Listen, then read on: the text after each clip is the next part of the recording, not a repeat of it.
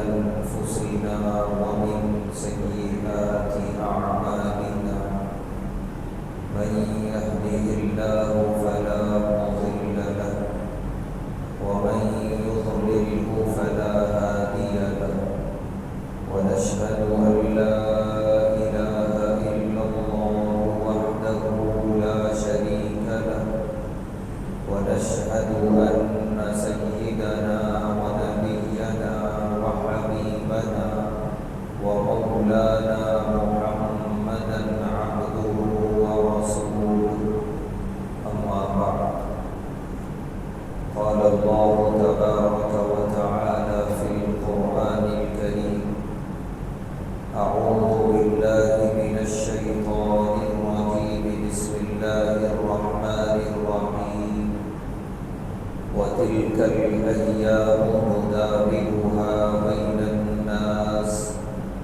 وليعلم الله الذين آمنوا ويتخذ منكم شهداء والله لا يحب الظالمين صدق الله العظيم۔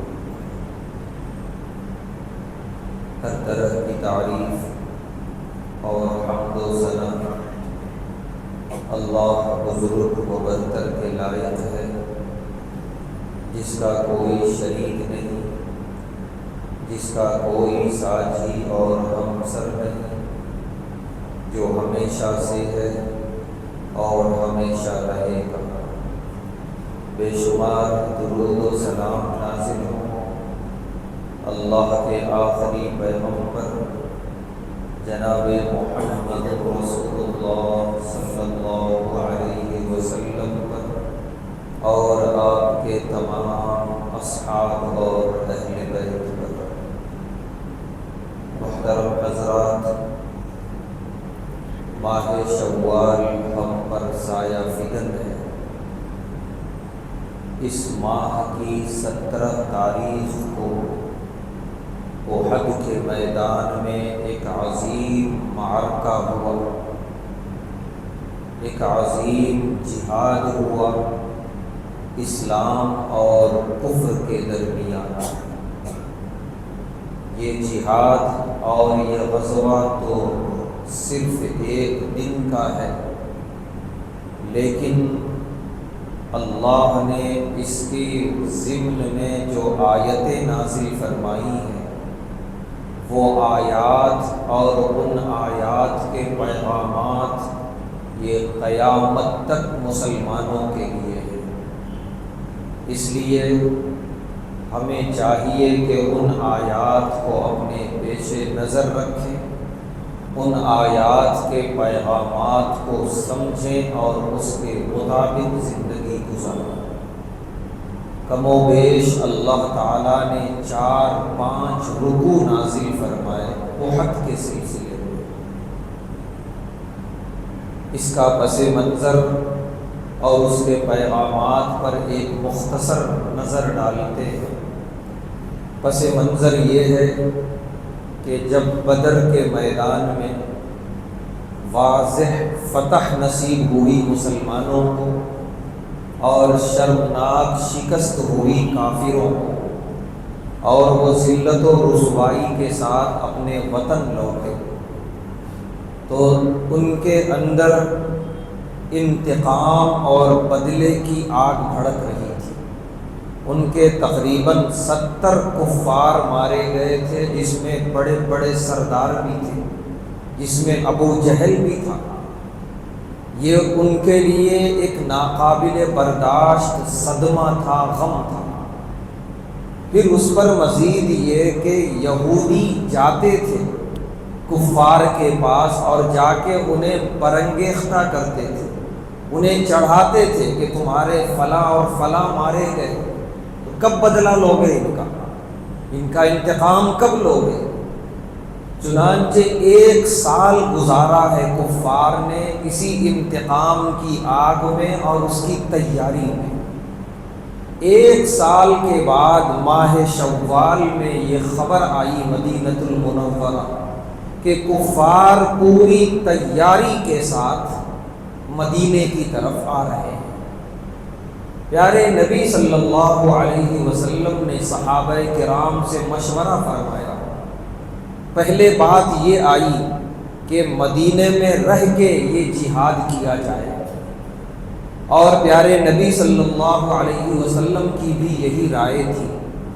پھر بعد میں یہ طے پایا کہ مدینے سے باہر نکلا جائے، آبادیوں سے باہر احد پہاڑ کے دامن میں یہ جہاد کفار سے کیا جائے، اور یہی طے پایا، اور اسی کے مطابق پیارے نبی صلی اللہ علیہ وسلم 1000 کی تعداد مسلمانوں کی لے کر چلے۔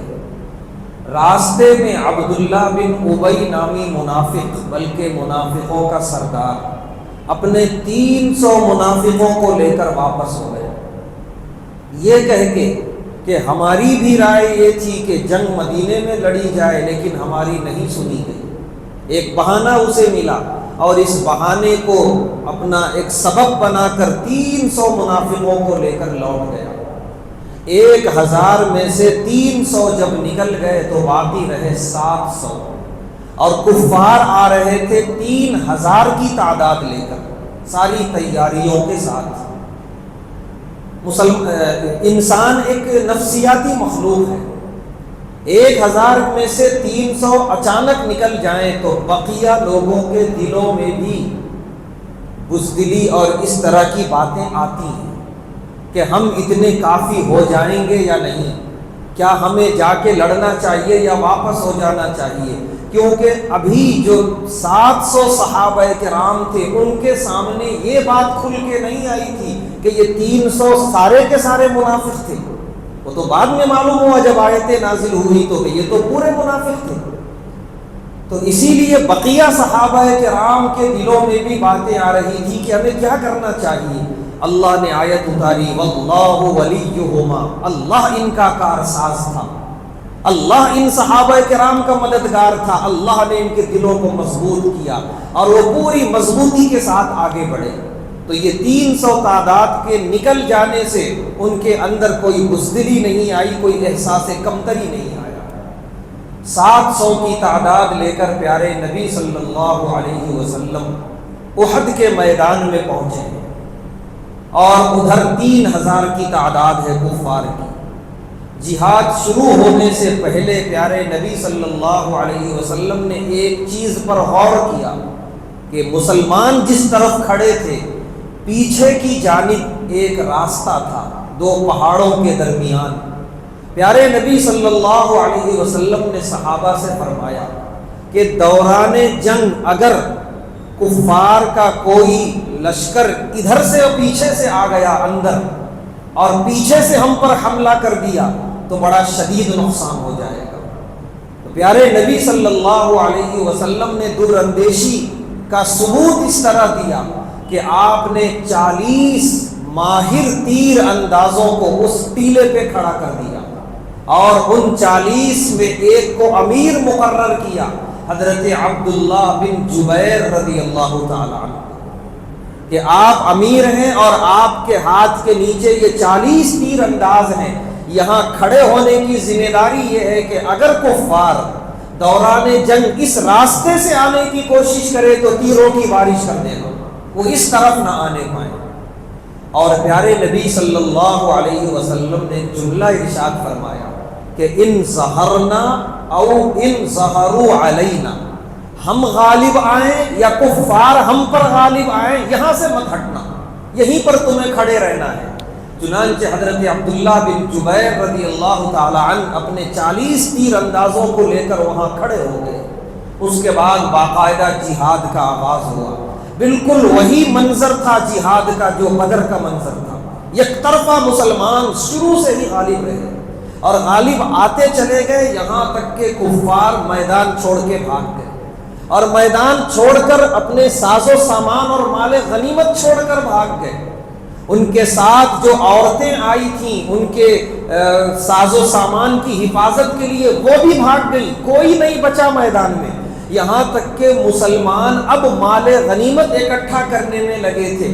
اب یہاں جو 40 تیر انداز تھے، اب ان کی رائے میں 30 تیر انداز کی رائے یہ بنی کہ اب جہاد ختم ہو گیا، اب الحمدللہ ہمیں واضح فتح مل گئی، اب ہمیں یہاں رہنے کی کوئی ضرورت نہیں ہے، کفار چلے گئے میدان چھوڑ کے، بعد ختم ہو گئی۔ 10 تیر انداز، جس میں حضرت عبداللہ بن جبیر رضی اللہ تعالی عنہ بھی تھے، انہوں نے کہا کہ نہیں، ابھی ہمیں رہنا چاہیے، کیونکہ پیارے نبی صلی اللہ علیہ وسلم نے فرمایا تھا کہ چاہے وہ غالب آئیں یا ہم غالب آئیں، یہاں سے ہٹنا نہیں ہے۔ تو جب تک پیارے نبی صلی اللہ علیہ وسلم کا حکم نہ آ جائے ہم یہ جگہ نہ چھوڑیں۔ تو 10 تیر انداز کا یہ کہنا تھا کہ ہمیں ابھی یہاں سے نہیں جانا ہے۔ بقیہ 30 تیر انداز کا خیال یہ تھا، انہوں نے ہمیں یہ کہنے کا حق نہیں ہے کہ نافرمانی کی، انہوں نے اجتہاد کیا، اپنے ذہن و دماغ سے سوچا کہ جتنی ذمہ داری تھی وہ پوری ہو گئی الحمدللہ، اب یہاں سے ہمیں نیچے اتر جانا چاہیے۔ چنانچہ 30 تیر انداز وہاں سے نیچے کی طرف اتر گئے۔ ادھر بھاگا ہوا کفار کا لشکر وہ برابر نظریں جمائے ہوئے تھے اس پر، چنانچہ اس نے دیکھا کہ اب وہاں سے ایک بڑی تعداد ہٹ چکی ہے، بہت تیزی کے ساتھ وہ لوگ پیچھے سے اس طرف آئے، اور بقیہ 10 صحابہ کرام پر کفار نے تیروں کی بارش شروع کر دی، اور کفار وہاں پر غالب آ گئے، ان کے تیر انداز زیادہ تھے، 10 کے 10 شہید ہو گئے، جس میں عبداللہ بن جبیر رضی اللہ تعالیٰ عنہ بھی تھے، وہ بھی شہید ہو گئے۔ اس کے بعد کفار کے لیے راستہ صاف ہو گیا، وہ میدان احد میں آئے ہیں اور یکبارگی پیچھے سے مسلمانوں پہ حملہ کیا، اور مسلمانوں کو کوئی اطلاع نہیں تھی کہ اس طرف سے کفار آ رہے ہیں۔ اب اس کے بعد میدان کا منظر بدل گیا، مسلمانوں کے شہداء کی تعداد بڑھنے لگی، یہاں تک کہ پیارے نبی صلی اللہ علیہ وسلم کے چہیتے چچا سید الشہداء حضرت حمزہ رضی اللہ تعالی عنہ نے بھی شہادت نوش فرمائی، اور دیکھتے ہی دیکھتے 70 صحابہ کرام شہید ہو گئے، اور ایک بڑی تعداد صحابہ کرام کی جو زخمی ہوئی۔ اس کے بعد منظر مکمل طور پہ بدل گیا، کفار نے اپنی جیت کا اعلان کیا، اور انہوں نے اپنے نعرے لگائے اپنے خدا کے، جس پر حضرت عمر بن خطاب رضی اللہ تعالیٰ عنہ بھی نعرہ لگانا چاہ رہے تھے اسلام کا، پیارے نبی صلی اللہ علیہ وسلم نے انہیں روک دیا کہ ابھی اس کی ضرورت نہیں ہے۔ تو کفار نے جشن منایا، اور وہ لوگ اس جشن کے ساتھ وہاں سے واپس گئے کہ ہم ہاری ہوئی جنگ جیت کے جا رہے ہیں۔ پیارے نبی صلی اللہ علیہ وسلم کے لیے بڑا غم کا موقع تھا، 70 صحابہ شہید، اس میں خود حضرت حمزہ رضی اللہ تعالیٰ عنہ شہید، خود پیارے نبی صلی اللہ علیہ وسلم کے دندان مبارک شہید، آپ کے جسم پہ جو آپ نے زرہ پہنی تھی لوہے کی، اس کی کڑیاں چبھ گئی تھیں، کئی جگہ آپ کے جسم اطہر پہ زخم ہو چکا تھا، اور بھی کئی صحابہ کرام زخمی تھے۔ ایک بڑا عجیب ماحول تھا، بڑا عجیب منظر تھا۔ اب یہاں پر صحابہ کی زبان پہ یہ تھا کہ ایک بدر کا معرکہ تھا اور ایک احد کا ہے۔ انا ھذا، اللہ نے آیت نازل فرمائی، قلتم انا ھذا، اے صحابہ تم کہہ رہے تھے یہ کیا ہو گیا، یہ کیسے ہو گیا؟ وہاں تعداد کم تھی بدر میں، وہاں تیاری بالکل نہیں تھی، اس کے باوجود ہم یک طرفہ جیتے تھے، یہاں تو اس سے زیادہ تھے ہم، اور یہاں تو تیاری بھی تھی، ہمیں پہلے سے اطلاع تھی کہ کوئی دشمن نکل چکے ہیں، ہم تیاری کر کے یہاں آئے تھے، لیکن یہ کیا ہو گیا؟ اللہ نے آیت اتاری، قل هو من عند انفسکم، اے میرے محبوب صلی اللہ علیہ وسلم کہہ دیجئے صحابہ سے یہ آپ کی اپنی طرف سے ہوا۔ یہ جو 30 تیر انداز وہاں سے اترے ہیں، اگر نہ اترتے تو نہ ہوتا۔ پہلا پیغام کہ 30 تیر انداز، پھر اسی رکوع میں آگے اللہ نے فرمایا انما استزلهم الشیطان ببعض ما کسبوا، وہ جو 30 تیر انداز نیچے آئے ان کا قصور نہیں، شیطان کا قصور ہے، شیطان نے یہ ان کو مشورہ دیا۔ وَلَقَدْ عَفَى اللَّهُ عَنْهُمْ، اللہ نے انہیں معاف کر دیا۔ تو وہ 30 تیر انداز، دو مرتبہ معافی کا اعلان، اور اللہ نے اپنے محبوب صلی اللہ علیہ وسلم سے پھر آگے کے رکوع میں فرمایا فَاعْفُوا عَنْهُمْ، اے میرے محبوب معاف کر دیجئے، آپ بھی نظر انداز کر دیجئے، ان کی خطا نہیں ہے، ان کا کوئی قصور نہیں ہے۔ وَاسْتَغْفِرْ لَهُمْ، ان کے لیے استغفار کیجئے۔ وَشَاوِرْهُمْ، ان کو اپنے اہل مشورہ میں شامل فرمائیے، اپنا قریبی بنائیے۔ اتنا تک اللہ تعالیٰ نے فرما دیا اور آیتیں اتار دی، لہذا کسی کو بھی انگلی اٹھانے کا حق نہیں ہے ان تیر انداز لوگوں پر، وہ اللہ کی طرف سے منصوبہ تھا، اللہ کی طرف سے ہونا تھا، جو ہو گیا اس کے بعد پھر یہ جنگ کا پورا منظر بدل گیا. اب جو 70 صحابہ شہید ہوئے ایک بڑا غم تھا. اللہ تبارک و تعالیٰ نے اس پر آیتیں اتاری کہ وَلِيَعْلَمَ اللَّهُ الَّذِينَ آمَنُوا وَيَتَّخِذَ مِنكُمْ شُهَدَاءَ کہ غم نہ کرو، یہ جو شہید ہوئے ہیں اللہ بتانا چاہ رہے تھے رہتی دنیا تک کے انسانوں کو کہ مومن یہ ہوتے ہیں کہ وقت پڑتی ہے اپنی جان اللہ کے حوالے کر دیتے ہیں، اور ان کی تمنائیں تھیں شہادت کے منصب پر فائز ہونے کی. اللہ نے وہ تمنائیں وہ دعائیں قبول کی اور انہیں وہ منصب عطا فرمایا.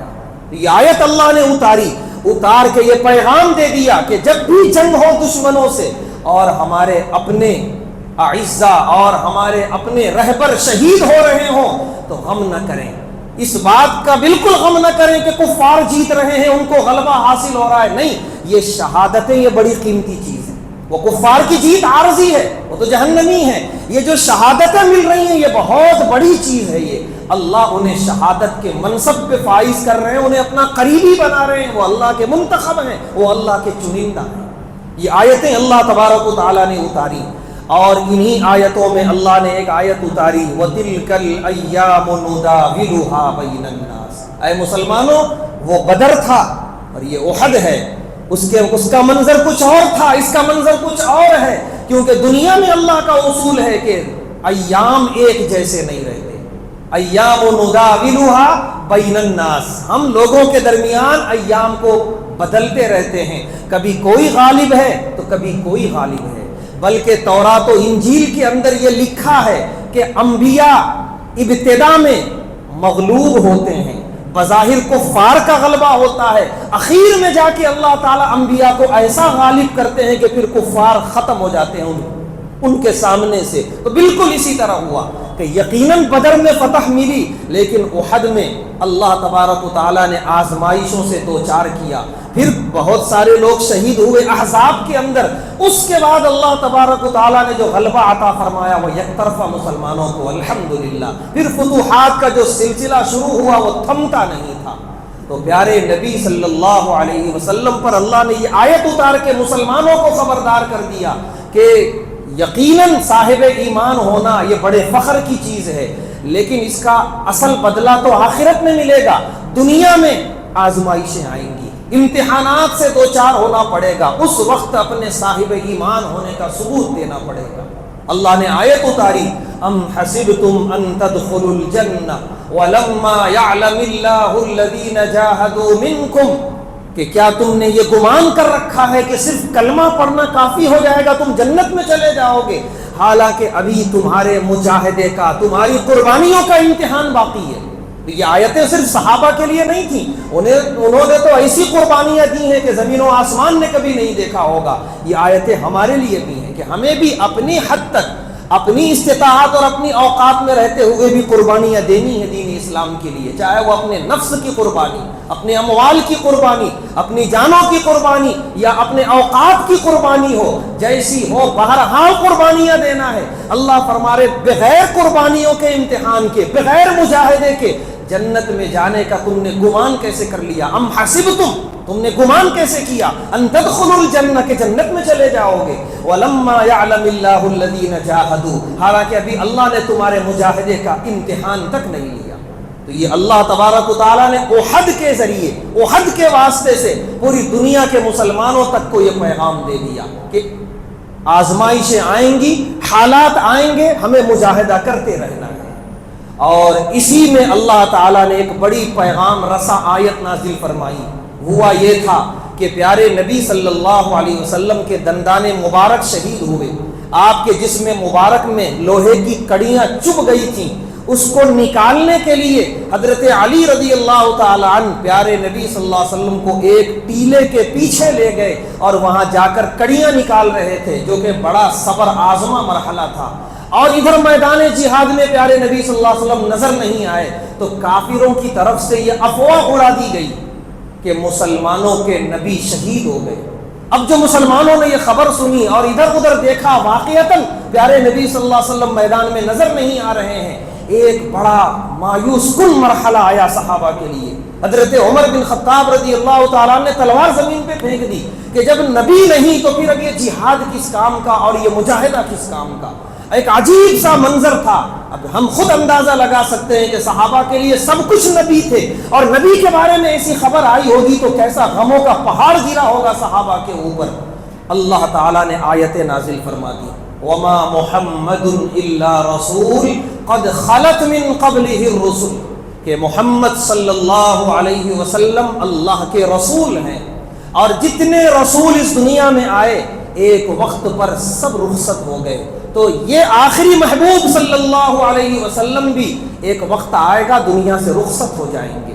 اس وقت تو فوراً خبر آ گئی کہ نبی الحمدللہ باحیات ہیں, مسلمانوں میں خوشی کی لہر بھی دوڑی, لیکن اللہ نے آیتیں اتار دی کہ کیا جب نبی واقعتاً تم سے رخصت ہو جائیں گے تو تم اس طریقے سے مایوس ہو کر بیٹھ جاؤ گے؟ بلکہ آگے اللہ نے فرمایا أَفَإِن مَاتَ أَوْ قُتِلَ انقلبتم عَلَىٰ أَعْقَابِكُمْ, کہ نبی کا اگر وصال ہو گیا یا وہ شہید ہو گئے تو کیا تم الٹے پاؤں پلٹ جاؤ گے؟ یہ جو نبی نے مشن شروع کیا ہے اس کو آگے لے کے نہیں بڑھو گے؟ اللہ تبارک و تعالیٰ نے فرمایا وَمَن يَنْقَلِبْ عَلَىٰ عَقِبَيْهِ فَلَن يَضُرَّ اللَّهَ شَيْئًا, نبی کی غیر موجودگی میں جو اسلام سے پیچھے ہٹے گا وہ صرف اپنا نقصان کرے گا, نہ نبی کا ہوگا نہ نبی کے دین کا ہوگا. یہ آیتیں قیامت تک کے لیے ہیں, کیونکہ اس وقت تو نبی موجود تھے صحابہ کے سامنے. یہ ہمارے اور آپ کے لیے آیتیں ہیں کہ نبی قیامت تک نہیں رہیں گے مسلمانوں کے درمیان, لیکن ایک بڑی ذمہ داری مسلمانوں کے کندھوں پہ چھوڑ کے جائیں گے کہ آپ نے جو مشن شروع کیا اسے لے کے چلنا ہے اور مستقل لے کے چلنا ہے قیامت تک. آپ نے ہمیں نماز سکھائی, نماز پڑھنا ہے اور پڑھتے رہنا ہے. آپ نے ہمیں غم گساری سکھائی, غم گسار بن کے زندگی گزارنا ہے اور گزارتے رہنا ہے. آپ نے ہمیں شرک کے جھمیلوں سے توحید کی طرف لے آئے, توحید کا پرچم بلند کرنا ہے اور کرتے رہنا ہے. شرک و کفر کے خلاف ڈٹے رہنا ہے ہمیشہ. پیارے نبی صلی اللہ علیہ وسلم کا ہر مشن جو آپ کی زندگی میں تھا وہ قیامت تک جاری اور ساری رہے گا. اس کی ذمہ داری ہماری اور آپ کی ہے. یہ آیت ہمارے اور آپ کے لیے اللہ نے نازل فرمائی. چنانچہ جب حقیقت میں پیارے نبی صلی اللہ علیہ وسلم کا وصال ہوا ہے 63 سالہ عمر کے بعد, اس وقت یقیناً صحابہ کرام پر غموں کے پہاڑ ٹوٹے تھے. کتنے صحابہ مدہوش تھے, ہوش میں نہیں تھے. اس آیت کے مطابق اگر کسی نے واقعتاً ثبوت دیا سیدنا ابو بکر صدیق رضی اللہ تعالیٰ عنہ, حالانکہ سب سے زیادہ رفیق تھے وہ آپ کے, سفر و حضر میں آپ کے ساتھ رہنے والے تھے, اور جتنے دن آپ کی طبیعت علیل تھی مستقل آپ کے ساتھ تھے, تو سب سے زیادہ مدہوش آپ کو ہونا تھا, یہ حق بنتا تھا.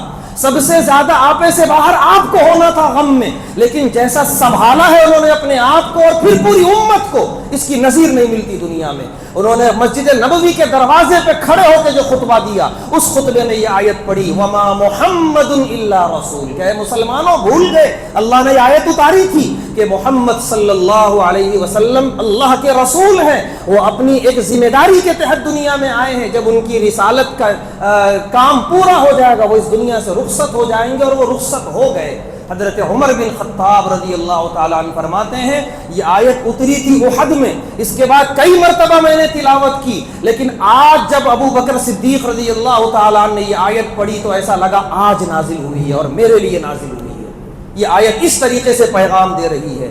تو یہ آیتیں ہیں اللہ تبارک و تعالیٰ نے جو نازل فرمائی ہیں سورہ آل عمران میں پارے 4 کے اندر تقریباً 4-5 رکوع پر مشتمل, جن آیتوں کے ذریعے اللہ قیامت تک پیغام دینا چاہ رہے ہیں احد کے ذریعے. ورنہ پھر احد کا ویسا منظر نہ کبھی احد سے پہلے رہا نہ کبھی احد کے بعد رہا. جیسا منظر احد میں تھا کہ 70 صحابہ شہید اور اس میں ہی اس سے زیادہ زخمی ہو گئے تھے, اور ایک آخری پیغام احد کا یہ ہے کہ کفار جنگ جیت کر خوشی میں چلے گئے, وہاں سے خوشیاں مناتے ہوئے مکے کے قریب پہنچے تو انہوں نے آپس میں یہ مشورہ کیا کہ ہمیں یہاں آنے کے بجائے مدینہ جانا چاہیے تھا. مدینۃ المنورہ میں کوئی صحابی نہیں تھے, سب احد کے میدان میں تھے اور وہ بھی زخموں سے چور تھے. ہم مدینے پہ حملہ کر دیتے ان کی آبادیوں پر تو وہ ہمارا مقابلہ نہیں کر پاتے. اس طریقے سے وہ اپنے گمان کے مطابق کہہ رہے تھے کہ اسلام آج ختم ہو جاتا, نعوذ باللہ, ہم نے بڑا اچھا موقع گنوا دیا, ہمیں ادھر نہیں آنا چاہیے تھا. فوراً یہ طے پایا کہ ابھی بھی موقع ہے, واپس چلیں مدینہ. چنانچہ پورا لشکر مکے کے قریب پہنچ کر پھر واپس ہوا۔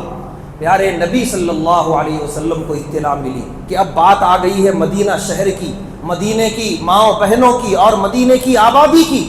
آپ نے اعلان کیا کہ کون ہے جو میرا ساتھ دے گا مدینے کو بچانے کے لیے۔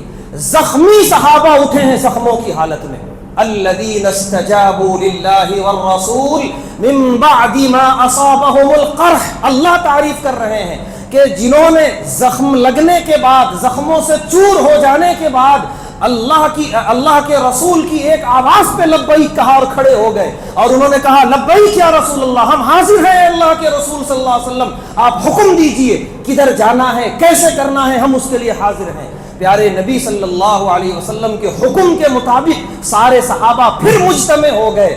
یہ چیز ہے کہ ذرا سا اوپر سے نیچے اترے، 70 صحابہ شہید اور ایک بڑا آزمائشی بن گیا دن، اور پھر وہی رسول صلی اللہ علیہ وسلم اسی دن ایک آواز لگائے، پھر پورے تیار ہو گئے جانی ساری کے لیے، پھر اللہ کی مدد آ گئی۔ اسی دن کا سورج غروب ہونے سے پہلے دونوں منظر دیکھا ہے زمین و آسمان نے، ایسی مدد آئی ہے کہ ابو سفیان اپنے لشکر کو لے کر مدینہ جا رہے تھے۔ ایک روایت میں ہے کہ باقاعدہ انہوں نے دیکھا دور سے کہ گرد و غبار اڑ رہا ہے، انہوں نے پوچھا یہ کس کا گرد و غبار ہے؟ ان سے خبر دی گئی کہ جس کو تم شکست دے کر آ رہے ہو، تمہارے دعوے کے مطابق وہ پھر سے جمع ہو کے آ رہے ہیں مدینے کی حفاظت کے لیے۔ ابو سفیان وہیں سے واپس لوٹے، اور بعض کتابوں میں لکھا ہے کہ ابھی گرد و غبار انہوں نے نہیں دیکھا، انہیں خبر مل گئی کہ نبی صلی اللہ علیہ وسلم کے ساتھ پھر وہ زخمی صحابہ مجتمع ہو گئے ہیں، متحد ہو گئے ہیں حفاظت کے لیے اسلام کی اور مدینے کی۔ ابو سفیان نے اسی وقت اعلان کیا کہ یہ وہ قوم ہے کلمہ لا الہ الا اللہ پڑھنے والی کہ جب یہ اپنے نبی کے ساتھ کھڑی ہو جاتی ہے پھر کوئی دشمن ان کے سامنے کھڑا نہیں ہو سکتا۔ لہذا بھلائی اسی میں ہے، جس خوش فہمی میں ہم تھے اسی خوش فہمی میں واپس لوٹ جائیں کہ ہم جنگ جیت چکے ہیں، ورنہ اگر ان سے دوبارہ مقابلہ ہوا تو پھر ان سے کوئی نہیں جیت سکتا۔ چنانچہ واپس بھاگے ہیں۔ کتابوں میں آتا ہے، لکھا ہے کہ ابو سفیان اپنے لشکر کو لے کر آگے بھاگ رہے ہیں اور صحابہ کرام ان کا پیچھا کر رہے ہیں۔ یہ دنیا نے یہ منظر دیکھا کہ جیتی ہوئی قوم جو کہہ رہی تھی ہم جیت گئے، وہ بھاگ رہی ہے، اور جس کے بارے میں دعویٰ تھا کہ ہم اسے ہرا دیے، وہ بھگا رہی تھی وہ قوم۔ یہ اسی دن کا سورج ڈوبنے سے پہلے یہ منظر دیکھا ہے۔ یہ عجیب عجیب جو مناظر ہوئے ہیں احد کے میدان میں، یہی پیغامات ہیں کہ آج بھی اگر مسلمان ڈٹ جائیں اپنے نبی کے حکم پر، اپنی شریعت اسلامیہ پر، آج بھی جو دشمن ہمیں بڑا نظر آ رہا ہے، بڑا طاقتور نظر آ رہا ہے، وہ ہیچ ہو جائے گا۔ ان کید الشیطان کان ضعیفا، اللہ نے فرمایا شیطان اور اس کے چیلے جتنی بھی مضبوطی لے کر آئیں، تم صاحب ایمان رہو گے وہ ضعیفہ، کمزور پڑ جائیں گے تمہارے سامنے۔ تو احد کا وہ ایک دن جو اسی ماہ میں ہوا، اس ماہ کی 17 تاریخ کو یہ دونوں منظر دکھایا کہ ذرا سا اجتہادی خطا ہوئی اور ایک بڑی آزمائش آ گئی، اور پھر ڈٹ گئے وہ نبی کے حکم کے ایک اشارے پر، تو پھر اللہ کی فوراً مدد آئی اور جیتی ہوئی قوم ہاری ہوئی قوم کی طرح بھاگتی ہوئی اپنے آپ کو بچاتے ہوئے وہاں سے نکلی۔ لہذا یہ آیتیں ہیں ہمیں پیغام دے رہی ہیں کہ اپنی زندگی میں اللہ اور اللہ کے رسول صلی اللہ علیہ وسلم کے احکام کو سب سے پہلا درجہ دیں، اللہ اور اس کے رسول کے فرمان کو اپنے سر آنکھوں پہ رکھیں، اپنی زندگی میں اتاریں۔ آج بھی وقت بدلے گا، احد کا میدان اس بات کا گواہ ہے، قرآن کی آیتیں اس بات کی گواہ ہیں۔ اللہ تبارک و تعالیٰ سے دعا ہے اللہ تبارک و تعالیٰ ہم تمام کو احد کے میدان کے اور اس نازل ہونے والی آیتوں کے پیغامات پر عمل کرنے کی توفیق عطا فرمائے۔ ہر صبح و شام اللہ اور اس کے رسول صلی اللہ علیہ وسلم کی کامل اطاعت کی توفیق عطا فرمائے۔ وآخر دعوانا الحمدللہ۔